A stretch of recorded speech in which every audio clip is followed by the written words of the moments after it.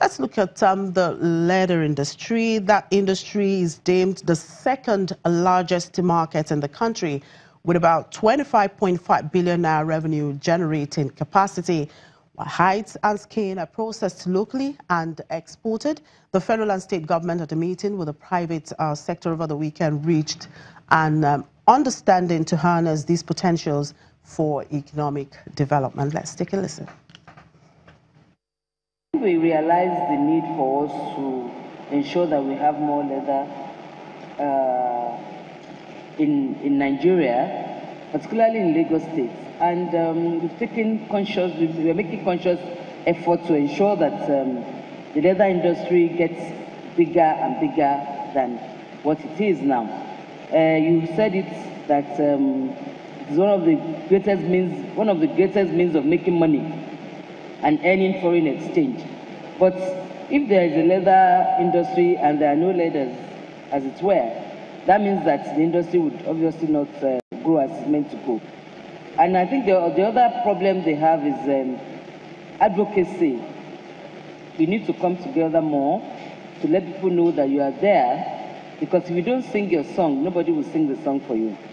Then you need to, we as government, we are aware, and that's why we are making conscious effort to put in place a Ternary to ensure that the leather value chain is given its prominence that it desires.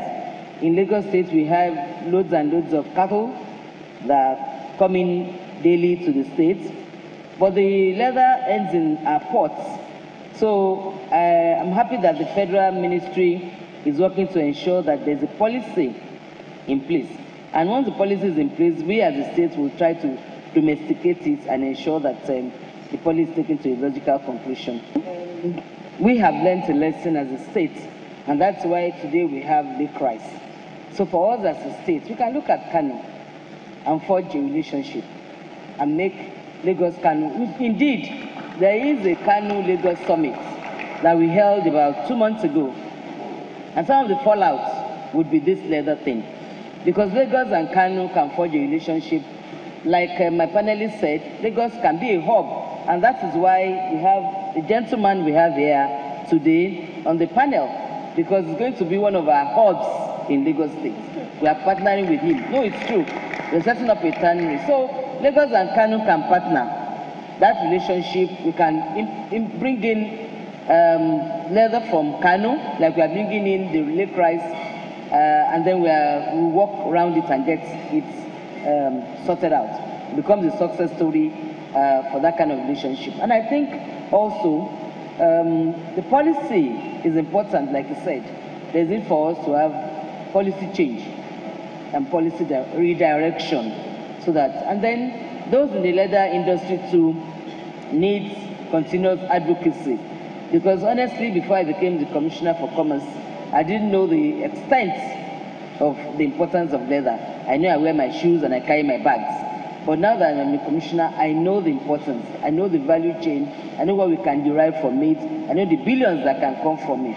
So there is need for us to have policy redirection to ensure that our leather is in Lagos, is in Nigeria, and indeed in Lagos, where we have the creative industry and the fashion industry and the entertainment industry.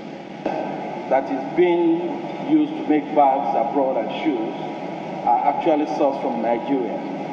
The missing link, as pointed out by the Honorable Commissioner, is lack of policy to guide the industry. And government has taken that initiative to come up with a policy that will guide the leather industry across the value chain, from hide and skin up to the finished leather goods.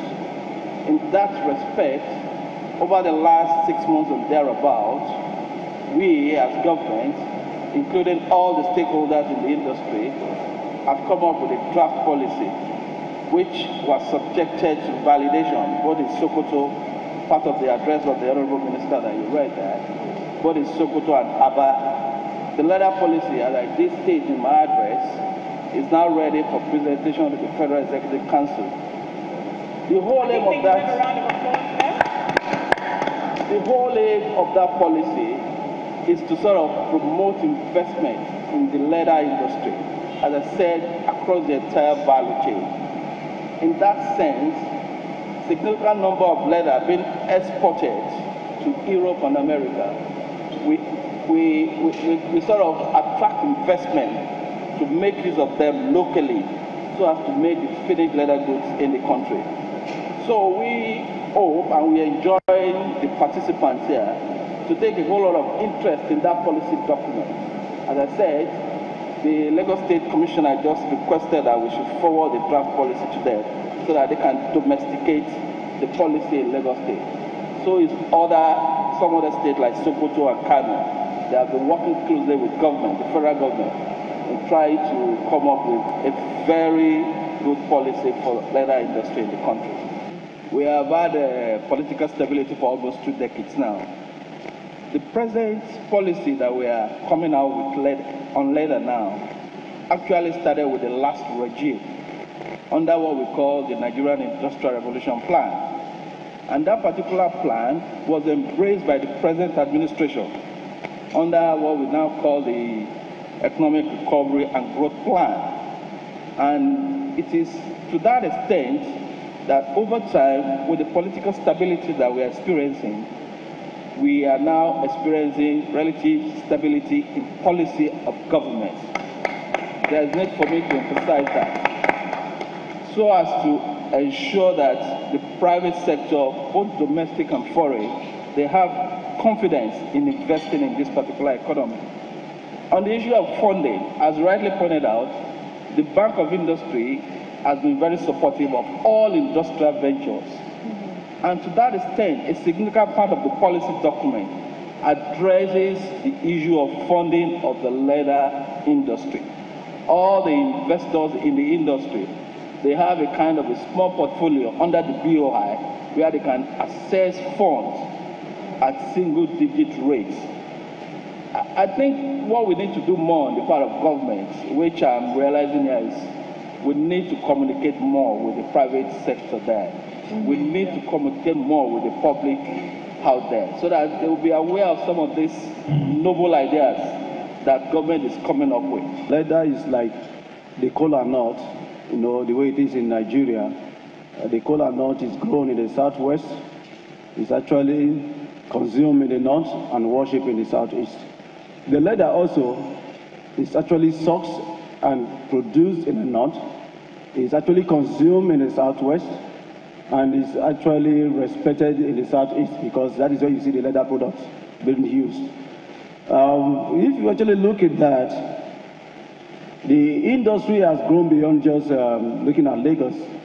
The industry, more of export potentials. You actually have it, the origin of the leather is in the north. Most of the tanneries are in Kano.